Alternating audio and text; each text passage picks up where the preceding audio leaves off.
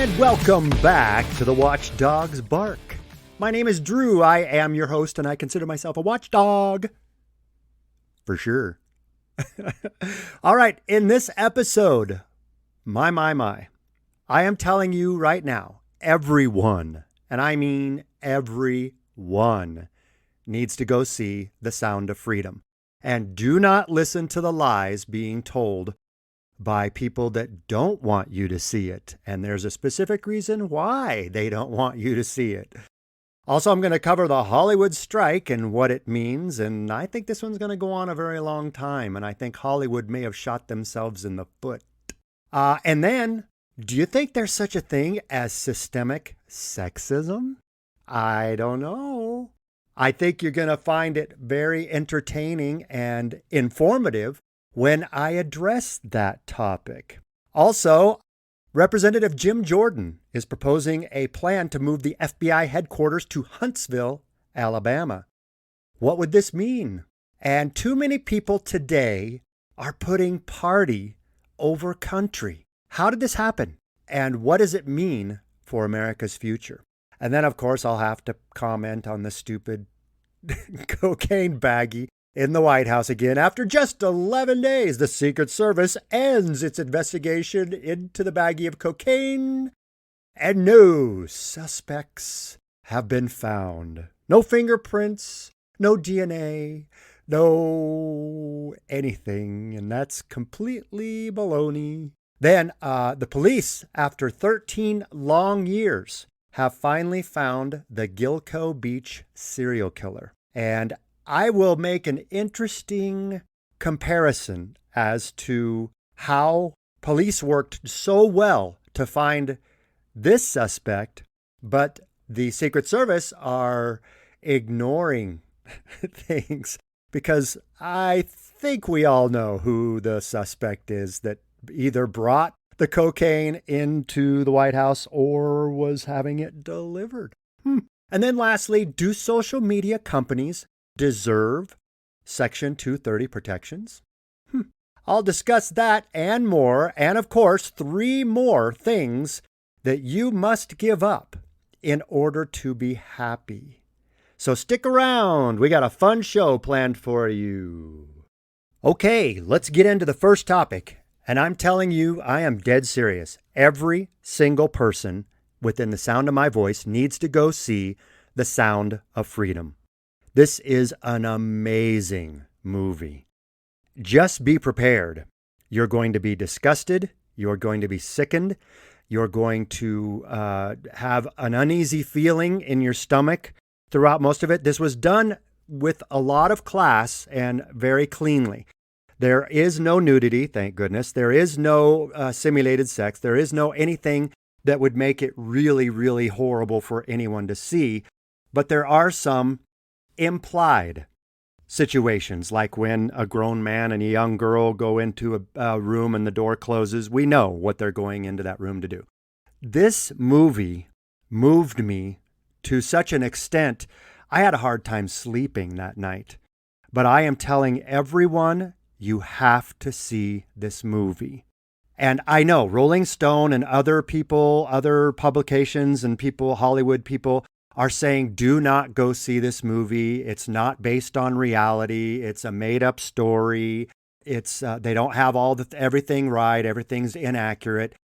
That could not be further from the truth. And the people that are telling you to not go see this movie and are making up lies have a definite motive to try and stop you from seeing this movie.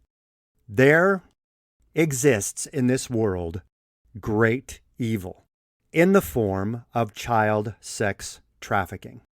Now, Tim Ballard was a Homeland Security special agent that went after pedophiles, and he was very good at his job. And this movie is about him, and it stars Jim Caviezel. And I know Rolling Stone and other people say Jim Caviezel is a QAnon supporter. That's completely false. They're making up whatever lie they have to prevent you from seeing this movie. You have to ask yourself, why would they do that? Why would they make up lies to try and prevent you from seeing a movie about worldwide child sex trafficking. Think about that one for a sec. Even before I watched this movie, I was doing some research on human trafficking that's happening on our southern border here in the United States. And it is out of control.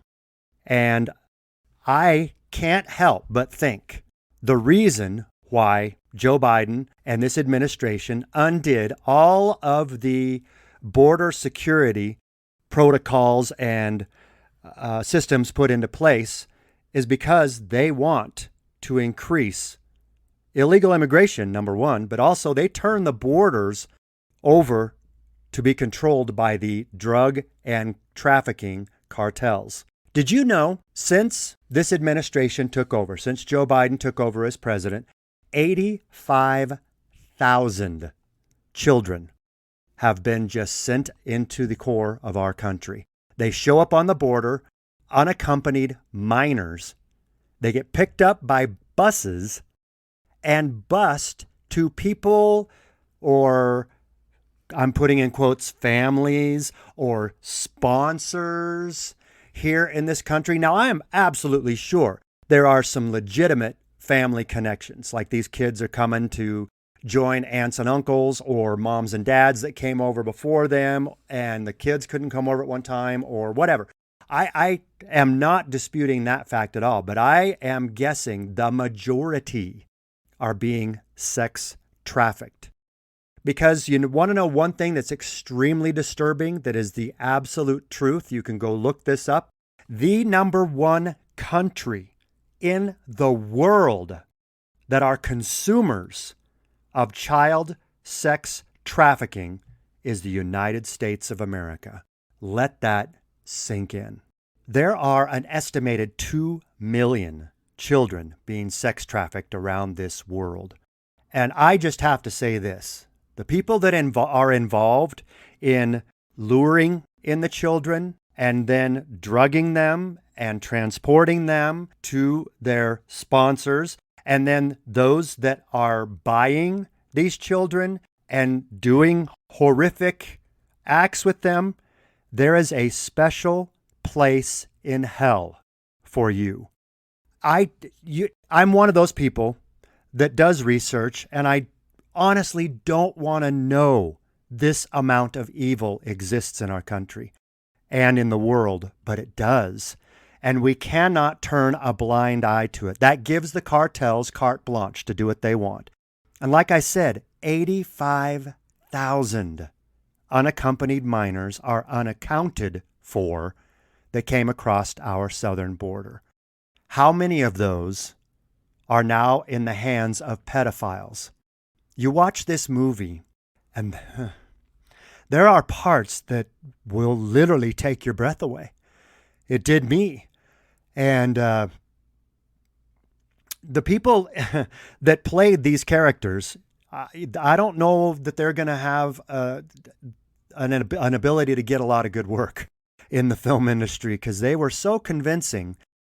There were times when I was just trying to hold back tears and my skin was crawling at the same time. And I'm describing something that would probably turn many of you off, but everyone has to see this movie. You have to see this movie, and you have to get disgusted, and you have to get mad. We have to stop this. These are God's children.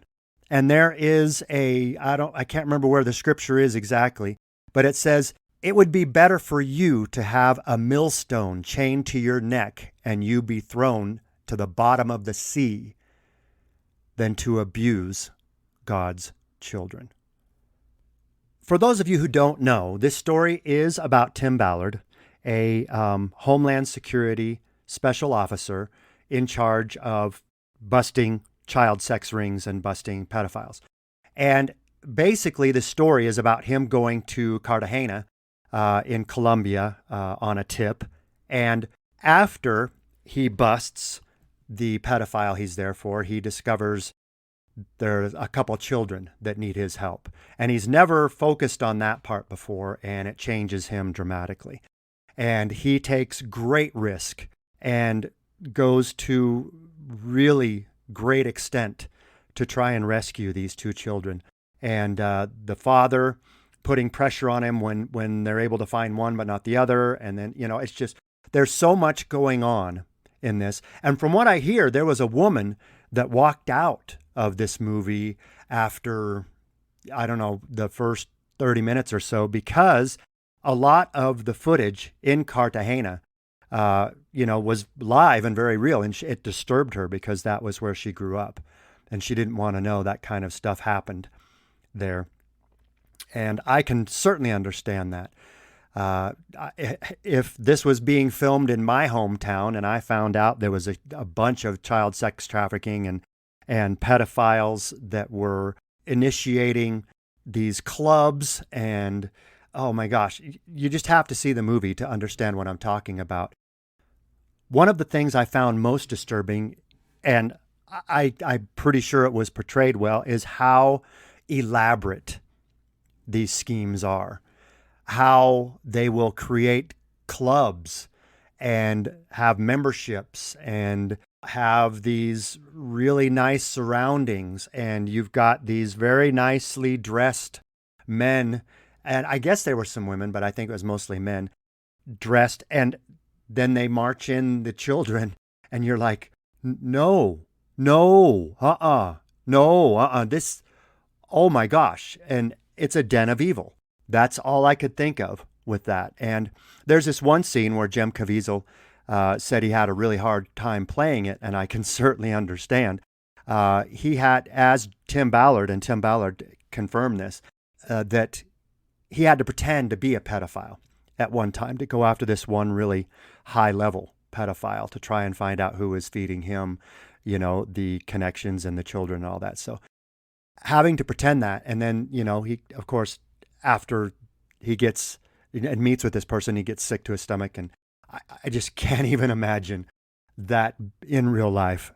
And by the way, for those of you who think or want to listen to these Hollywood publications and like Rolling Stone and I think Variety or some other publications and some stars have spoken out against this movie, the reason why they don't want you to see this movie is, I believe many in Hollywood are consumers. Now, I say many. I'm not going to put a number on it, but I'm guessing that's why many of the studios and people are telling you not to go see this movie, because they either are part of it or know about it and don't want to expose it. Just to let you know, Tim Ballard was an advisor on this movie and says that everything that happened in this movie happened to him. And the gentleman who made this movie, or the director rather, Alejandro Monteverde, he also has a part in the movie too. It's pretty crazy, but he shopped this around to all kinds of studios and they all turned him down flat. Gosh, I wonder why. He shopped it at Disney. He shopped it at Paramount. He shopped it to Universal. He shopped it to Amazon, to Netflix. All these companies turned him down flat. Why do you think they did that? And by the way, the people in the cast are perfectly cast. Jem Caviezel, absolutely fantastic as Tim Ballard. Mira Sorvino as his wife. She's the one that convinces him, you have to risk everything to go get these kids. You just have to. Oh, and the two kids that play the kids in this movie, they deserve Oscars.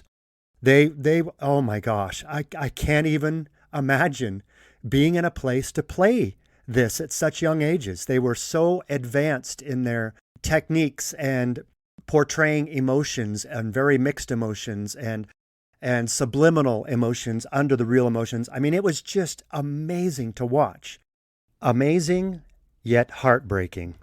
And at the end of this movie, no one moved when the credits started rolling. There's a little thing on the bottom right-hand corner of the screen that says there's going to be a special message in 2.5 minutes. So everybody, of course, sat for that. And then Jem Caviezel talks about a special message, how we need to pass the message on and pass tickets on. And by the way, I did buy a block of tickets. So there is really no excuse. If you have no money, if you are dirt poor and you want to go into a movie theater and see one movie for free, go see this movie.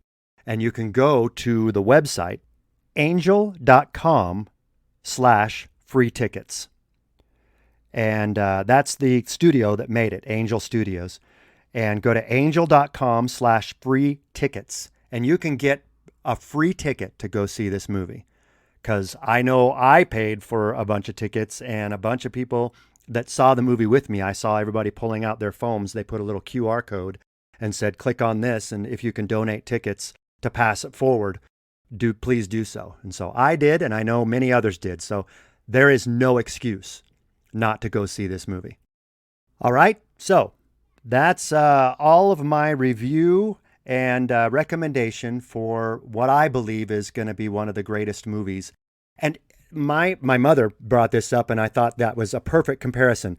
This is like Schindler's List. Remember how uncomfortable you were at parts of Schindler's List? That's going to be the same feeling you have in The Sound of Freedom. But everyone needed to see Schindler's List to see the horrors and evil of the Holocaust, and the same rules apply. The same thing applies for this movie. Everyone needs to see this movie. Everyone needs to get that uncomfortable because we have to stop child sex trafficking.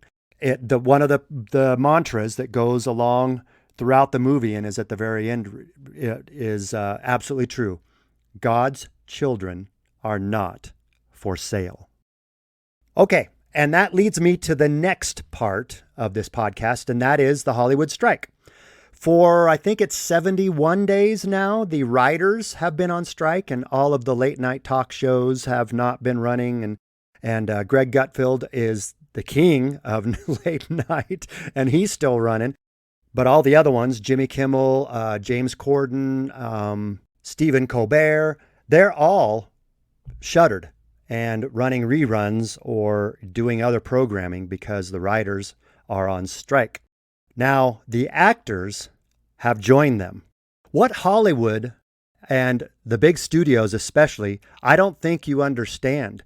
You may never get some of your audiences back, ever, because you allowed your stars to use their celebrity as bully pulpits, to marginalize and put down anyone that dared to vote or believe differently. And your studios went too woke, especially Disney. As I said in another podcast, and it hurts my heart to say this, Disney is no longer a company for families. It's no longer a company for children. It has become an indoctrination network. I mean, look at the latest movies they've put out. The Elementals and other, what was the other one? Oh, the Snow White. And it's not 7 dwarves anymore. It's 7 multiracial, multi-height, multi-occupational, interesting people. Why? Why do you do this, Hollywood? Why do you try and bring back classics and make them relative? I used that term before in another podcast. There are so many today that want relativism, which means, or presentism. They want to go back and they want to fix all of history's mistakes. They want to go back and erase those mistakes. Do you know what happens? It's been said numerous times by socialism and communism. Those who erase the past or don't educate and study the past are doomed to repeat it. And Hollywood seems to want to go back and correct all their mistakes, not knowing that if they leave the films as they are and don't try and remake those films and make other films that are creative and original, they would have a greater impact than to go back and make an all-women's Ghostbusters and change the racial content and sexuality of Disney characters. These are not necessary. And they also show that you've lost your creativity. All you're doing is regurgitating these movies and bringing back remakes of all these films. You don't need to do that, Hollywood. You need to get creative and start writing original, new content. So the actors, and by the way, Fran Drescher is the president of the Screen Actors Guild. She was the nanny, for those of you who remember the TV show, but she's the president of SAG now. And she's saying that one of the reasons why the actors are now striking is they're worried about AI and machines replacing them. Here's my thoughts on that. If you are a really good actor or actress and you study your craft constantly and you are doing everything you can to make yourself unique, marketable, original, genuine, a multi-layered chameleon, there is no machine that will be able to imitate what you do, because AI has a problem with emotions, and AI has a problem with sensitivity and compassion and love and different things like that. AI still, with emotions especially, is very surface. And that's why I don't believe Hollywood is in that great of danger if they are really presenting good actors and actresses that can really, really blow up a screen. For those that continue to do the same character in every show they do, and I won't mention names because I don't want to do that, but there are actors that have become famous playing one character and then keep playing that same character over and over and just basically typecasting. There are actors getting paid millions of dollars to do that. They might have need to be worried about losing their job. But really good, comedic and dramatic and heartfelt and chameleon-like actors and actresses don't have anything to worry about. But I think the real problem is streaming. I know for me, and especially during the pandemic, we barred people from going to see movies. We barred people from gathering in large groups, unless you were protesting Black Lives Matter or the George Floyd. Then COVID obviously didn't care or wouldn't infect you, even though you were out in the streets in hundreds of thousands. That was allowed. But going to a movie theater with 50 to 300 people close, no, that's not allowed. So what Hollywood did by enforcing these draconian lockdown laws during COVID, the pandemic, is they got people used to seeing their products in their own homes. And a lot of people spent a lot of money to improve their home systems, got bigger screens, got surround sound, got all kinds of things. And as a family, it's easier to sit down and pop your own popcorn and go to the store and buy some candy and sit and watch the latest release on streaming than to cart everybody into a car, go down to the movie theater and pay twice what you're paying for your family and tickets in concessions. And the reason why, honestly, is theaters don't make any money off of the movie itself until the very, very end. All the producers and executive producers and stuff like that and actors make all their money on the front end when the movie opens. But the concessions pay the theaters. That's the only way they make money. And that's why the concessions are so stinking high. I worked at an AMC theater many years ago when I was a teenager, and I discovered that. So just to know, but imagine taking a family of 5 or 6 out to a movie, each ticket's $10, $15, and concessions, you're talking a couple $100 to take the whole family to see this new blockbuster, when you can just stay at home and try out your new surround sound system and big screen TV and cook your own popcorn and add whatever flavors you want and pick your own candy, and it's going to be a lot cheaper. So what Hollywood did by forcing people to stop going to see movies in theaters is they got people used to streaming. And that, I believe, I don't know if that audience will ever return.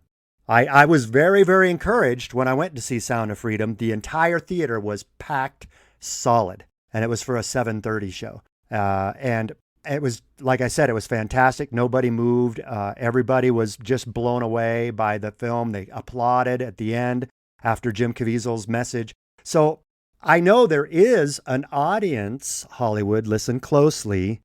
There is a big audience for good, moral, Christian, pro-American content. Look what Maverick did. Look what Top Gun Maverick did. Broke records because it was patriotic. It was pro-American. It didn't put down any other race or sexuality or political belief. It didn't tell you that the people that don't believe this are evil. It was all American. And Hollywood, there is a big audience for those kind of movies. And I think they're starting to see it with Sound of Freedom because it was released, its opening weekend, on 2,000 fewer screens than Indiana Jones' Dial of Destiny, and it did more money. So think about that. Less screens, more money. This is going to be big. I think Sound of Freedom is going to have as big, if not greater, impact on audiences and people in general worldwide as Schindler's List did. So it is my belief that because Hollywood doesn't recognize what the real problem is, that they went too woke and ascribed to this draconian measures way too soon and should have stuck up for people going to see movies live, but they didn't. They capitulated and told everybody, stay at home, stay at home. Well, then they started releasing all these new releases on streaming right away. And that got people to say, hey, we can just watch our favorite movie that comes right to our TV here. Like this summer, oh, we'll have to wait maybe a month or two. No problem. We'll do that, and then we'll watch it at home. So Hollywood shot themselves in the foot by going too woke and by adhering to these insane, non-effective lockdowns during the pandemic. All right? That's my feeling on that. If you agree or disagree, feel free to write me. Drew@thewatchdogsbark.com. All right, I want to just cover this other topic really quickly. I know I made it a part of my intro and everything, but I really just want to make one quick point. I hear a lot of people talking about how our judicial and law enforcement systems are systemically racist. And I have a hard time believing that. I'm sure there are racists in it, but to say that the system is racist, meaning that the system, the training, the actual processes and procedures are actually stacked against people of color. And my response to that is if you look at the overall crime rates in our country, over 50% of the murders in our country are committed by black men. And 95% of those are black people killing other black people. But they don't want to address that because that's not part of the racist narrative. And my question, my sincere question to people that actually believe that our system is racist, do you think our system's sexist? I'll give you a second to think about that because I'm going to blow your mind with this next thing. If we are locking up 90% of men over women, does that mean the judicial and law enforcement system is sexist? No. It's that men commit the most crimes. That's exactly why the system has locked up way more men than women. That's not saying that women don't commit crimes. That's why we have female prisons and some men that are declaring themselves women and getting women pregnant. But that's a whole nother tangent.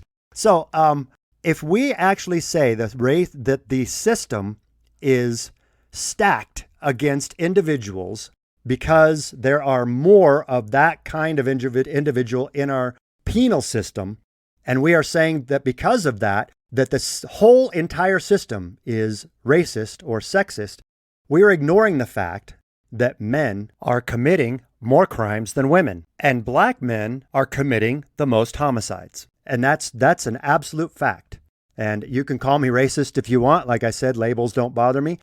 But I'm just, my friends of color, you have to start policing your own. Like I said in my other podcast, back when equal rights was a thing and they were marching, in Alabama and Selma, and there was 26% single motherhood in your community. Now it's over 70. What happened? I'll tell you what happened. The government wants single women to marry the government, to basically depend on the government as if they are the father. And they want the fathers to let go of that responsibility and let the government and single mothers raise children. When you do that and have no father figure, no masculine figure, no one to teach these men respect for women, respect for your elders, hard work, ethics, study and work ethics. They don't have a role model, and they go to try and find that role model elsewhere. Gangs and other associations like that. So that's why we have to start telling people of color that the best way to raise children, without a doubt, is a mother and a father at home. And men, my friends of color who are men who have knocked up a girl and got her pregnant, that's your responsibility. Step up. And I know it's cliche to say, you shouldn't have kids outside of marriage, but there are 3 things, and this goes for all races and all creeds of people, not just people of color. There are 3 things you can do to guarantee success in your life. Graduate from high school, don't have sex before you get married, don't have children before you get married, and don't spend everything you make. Get a job, put a little tiny bit away with every paycheck. If you do those 3 things, you'll be successful, period. Because most of the people occupying our jails are men who did not have a father figure, who did not graduate from high school, and who either had a job or never got a job and joined and got involved in gangs or drugs or other things to make money. Again, do those 3 things. Graduate high school, don't have children before you're married, don't spend everything you make. Those 3 simple things will make sure you have success in life. All right, Representative Jim Jordan is proposing a plan to move the FBI headquarters to Huntsville, Alabama. I believe this would be a great move. Now, I understand that FBI and DOJ need to be next to each other so they can work, because they work together frequently and they can walk across the street. But the FBI is asking for billions of dollars to build a brand new headquarters in Northern Virginia that would be bigger than the Pentagon. Here's my answer to the FBI. No, absolutely not. Not until you can prove that you're no longer partisan and no longer part of a 2-tiered justice system that goes after conservatives at a much higher rate, especially Trump and his supporters. Once you can show that you are nonpartisan and the way you were created to just go after lawbreakers and be one of the best investigative bodies in the entire world, again, no, you don't deserve a new headquarters at all. And if you do, it should be far away from the cesspool of D.C. You see, D.C. is 98% Democrat. I think probably the only Republicans that live in D.C. are the representatives and senators that come from other states, Republican states. So that means that I believe the FBI, the CIA, the DOJ should all be stationed in other parts of the country so that you know how Middle America lives, the flyover states, the residents of the flyover states. You should have a very strong and understanding and compassionate view of the way America lives, not your bubble in D.C., not your liberal crazy bubbles, D.C., L.A., San Francisco, New York. The people that live in these bubbles don't believe anybody else in this country exists as far as differences of opinions. It's amazing to me. When I was living in New York City and working at a very liberal place, I had to keep my mouth shut, of course, and I've had to do that for a long, long time. And I talked to people, and they talked like they knew everything was exactly the way they believed. This was prior to the 2016 election. And I was talking to these two ladies, and they were talking. I don't know if I told this story, but not. But if so, bear with me. But they were convinced 100% that Hillary Clinton was going to win. They're like, oh, it's not even fair. Oh my gosh, Donald Trump's going to be so embarrassed. I honestly kind of feel sorry for him. And I just kind of leaned my head in between them. I said, you realize Donald Trump's going to win, don't you? And they're like, no, no way. And they're like, they were flabbergasted. And after the election, one stopped talking to me completely. And when I was walking down the hall, she would turn around and walk the other way or do everything even to avoid my eye contact. And another one came up to me and said, how did you know? I mean, I thought it was so obvious. I said, because you live in this bubble. I said, I travel all over the country and I spend a lot of time in Middle America and have been almost to all 50 states. I've been to 49 states. The only state I've never been to is Maine, which ironically is very close to New York, but I don't know. I never made it up there. Maine, I would like to come visit you, just to let you know. But there are nonstop, when you get out of the bubble of New York City and go to other places, you will see nothing but Trump Pence signs everywhere you look. And she's like, really? I said, yeah. I said, the media is trying to convince you that this is one-sided and Hillary's got it in the bag. And that's exactly the reason why she's going to lose. Sorry. Or she lost. This was the day after the election. She goes, wow, I just never knew. That's really amazing that you knew that. And I'm like, well, like I said, other people were ignoring everyone in the flyover states. They created even that label, the flyover states, meaning why even bother?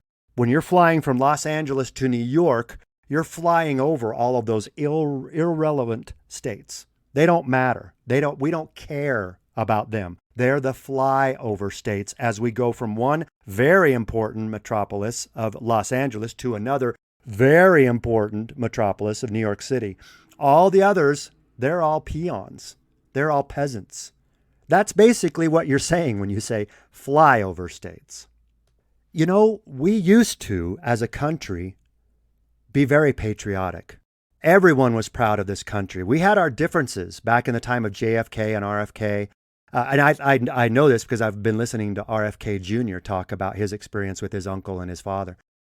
You know, they wanted lower taxes. They wanted patriotism. They wanted things that would make the average American's life better. But we have become such a divided society. And what's really crazy and sad to me is I see so many people on the right and the left, by the way, and it's extreme right and extreme left. That's like 10% to the right and 10% to the left. And the other 80% in the middle are those of us trying to get everyone to work together and love this country and raise up together. There are so many on that extreme right and extreme left that put party over country. Their party is number one on their priority. Before their country, before their family, before their God. They are putting party first and what is best for the party. I'm going to do another podcast and talk about that in greater detail for sure. All right. Okay, 11 days after the Secret Service began their investigation into the baggie of cocaine found at the White House, no suspect has been named, and they couldn't find any DNA. They couldn't find any fingerprints. They don't have any video footage in the most secure building in the entire world. If not the world, definitely inside the United States. This is where the President of the United States lives and works. Do you remember when Trump was in office and they were confirming Amy Coney Barrett and Donald Trump got COVID?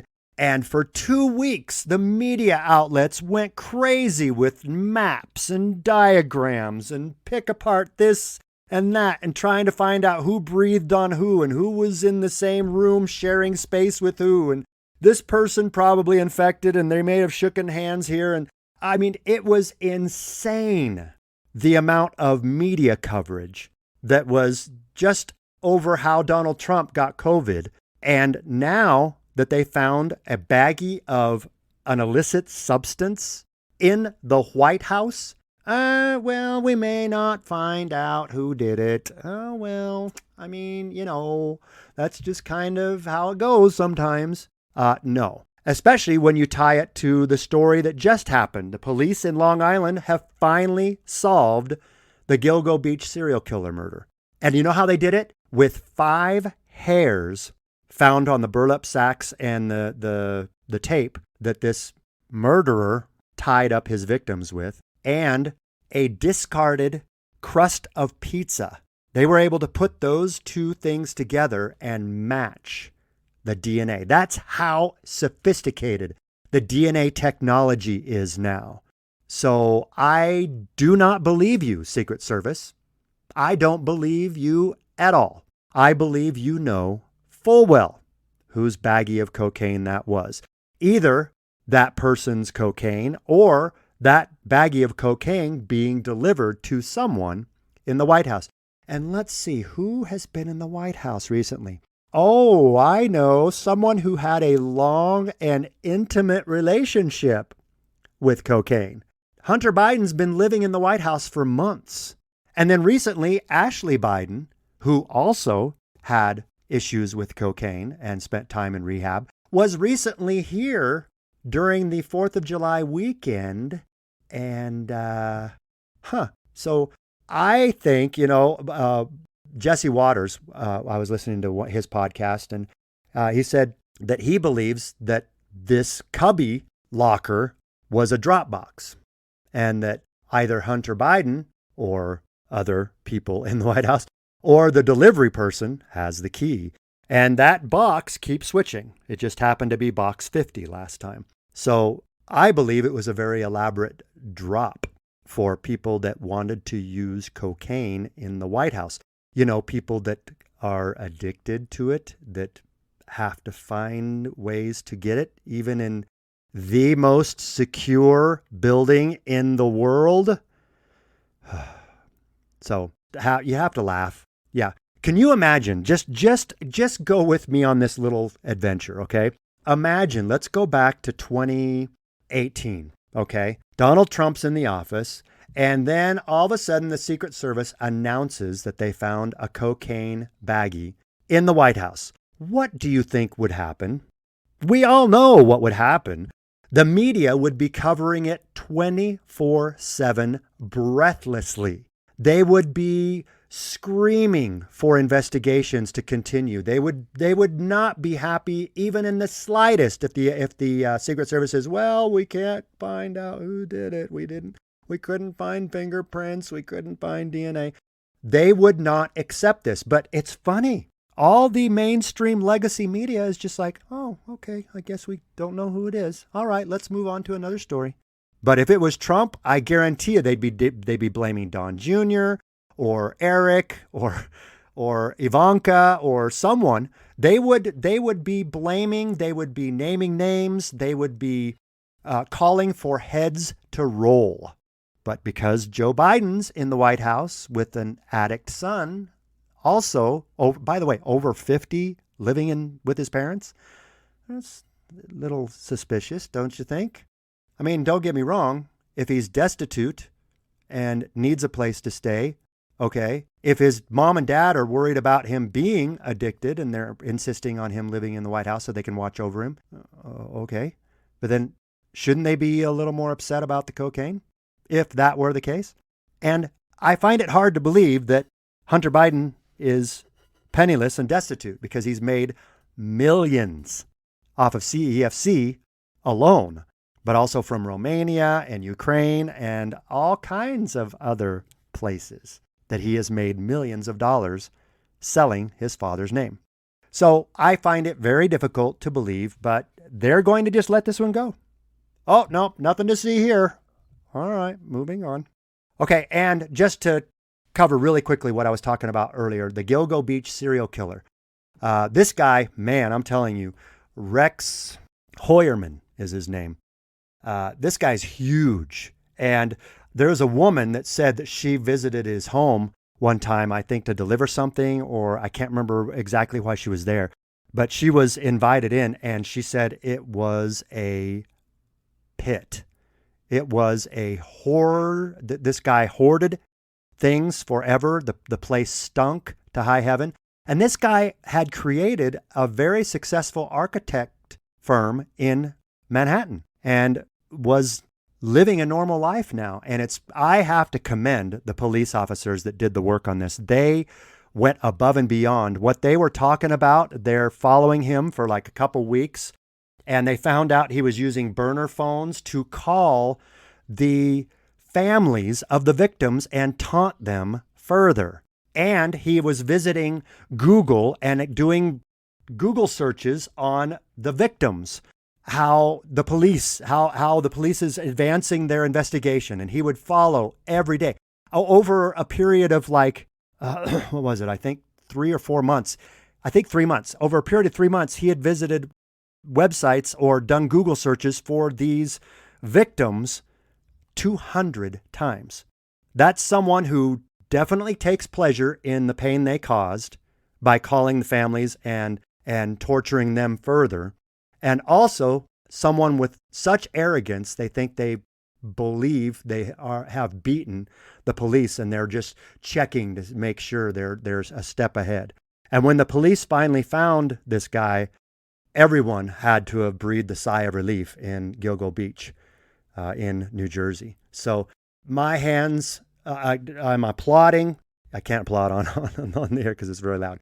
But I'm applauding those officers and commending them. And I hope this guy gets the worst penalties possible. He's attached to 3 of the escorts, the female escorts, but they have found 11 bodies buried in around the same area that he buried these 3. But the DNA was only able to attach him directly to 3. And thank goodness these police officers don't do what Democrats do and project everything they're doing. If they would have projected every step they were taking and every amount of progress, I believe Rex Horaman would have gone elsewhere, would have found other things to do, would have ran, would have been on the lam, and gone to other countries where he couldn't be extradited but because they kept everything so tightly to the chest, they were able to catch him unawares. And bravo to them. Absolutely bravo. Okay, and lastly, I want to talk about one thing about social media. Do you think social media companies deserve the protections of Section 230? See, Section 230, everybody talks about that. The FCC code has a section in it, Section 230, that basically gives immunity and liability protection to social media platforms, because when they first created these platforms, they were going to be social bulletin boards.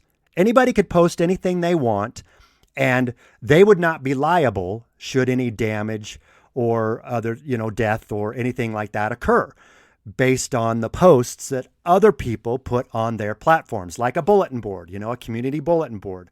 No one censors that. But because they have been censoring and choosing who they like and who they don't like, and who they agree with and who they disagree with, and what is misinformation and what is real, true information.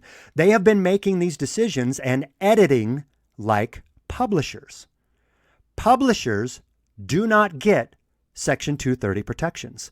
They are not immune from liability.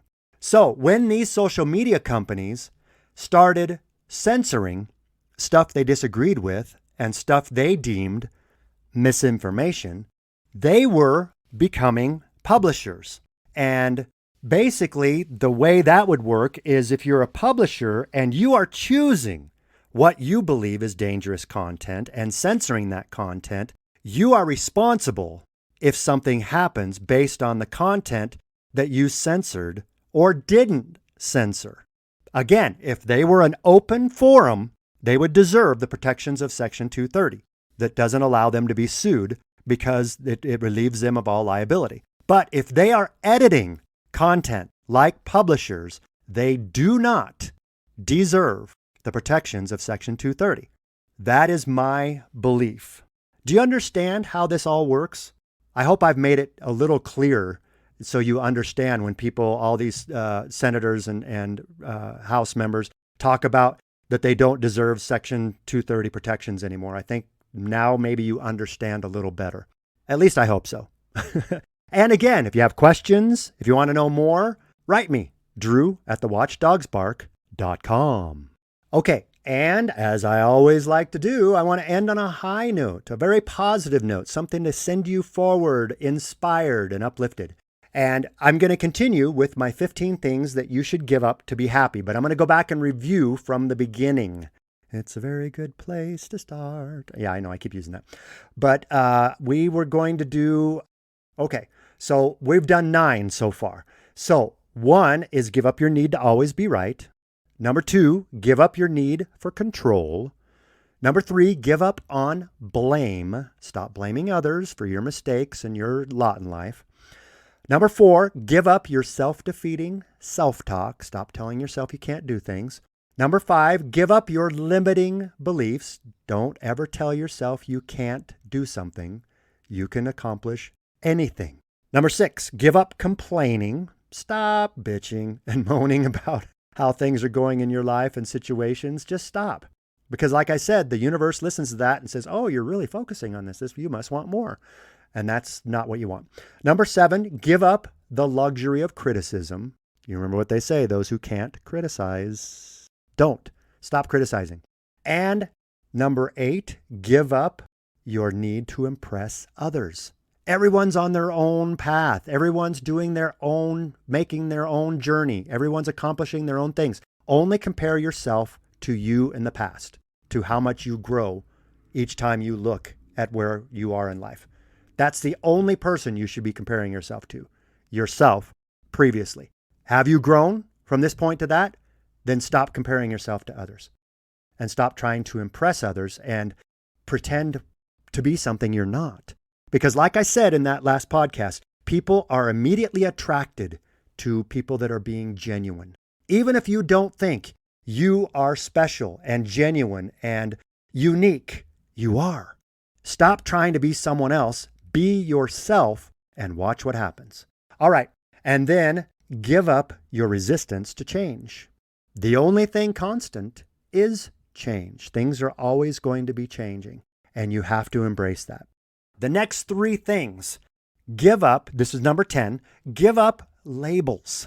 Stop labeling people, things, and events that you don't understand as being weird or different. Try and open your mind, little by little if you need to. I mean, minds only work when they're open, right? Closed-minded people don't ever learn anything. Open-minded people learn everything. So stop labeling things. Stop using words like hillbilly, hick. You just don't know. These people know a hell of a lot more than you do on topics you have no idea about. And yes, you may be more book smart, but they may be more street smart. So just stop using labels, period. The highest form of ignorance is when you reject something you don't know anything about. And that, of course, is from one of my favorite motivational speakers of all time, Dr. Wayne Dyer. That is so good, I'm going to repeat it one more time. The highest form of ignorance is when you reject something you don't know anything about. Stop disregarding things that you don't understand and try to understand. All right? The next one, give up on your fears. Fear is just an illusion. It doesn't exist. You created it by creating synapses in your brain that react to things that you were disturbed with the very first, and then you just get disturbed. You keep going into that pathway of thought every time you see something that you were scared of at the very first time you saw or experienced it. Do things again. You've ever heard the expression, when you fall off the horse, you get right back up on? Same thing. When you fall off your bike, you get right back on and try again. Don't give in to your fears, because those fears are going to hold you back from accomplishing great things. It's all in your mind. Correct the inside and the outside will fall into place. Franklin Roosevelt said, very famously, everyone knows this, the only thing we have to fear is fear itself. And remember, in the other podcasts, I talked about how people use fear to control you and manipulate you. So don't give in to your fears. And then the last one, give up your excuses. Send them packing and tell them they're fired, as Donald Trump would say. You're fired. Say that to your excuses. Stop making excuses. You no longer need them. A lot of times we limit ourselves because of the many excuses we use. Instead of growing and working on improving ourselves and our lives, we get stuck. We lie to ourselves. We use all kinds of excuses. Excuses that 99% of the time aren't even real. There's a famous expression, and I will edit out the swear word, but excuses are like buttholes. Everyone has one, and they usually stink. Just think about that. Okay, excuses are ways that you're using your fears to limit yourself. There are no excuses. You can accomplish anything. Remember these 3 things again, okay?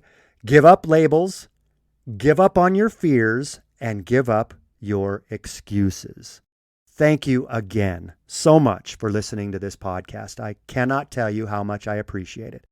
Please help me spread the word and grow this audience because I want to get a bigger audience. I want to talk to more people of a wide variety of beliefs.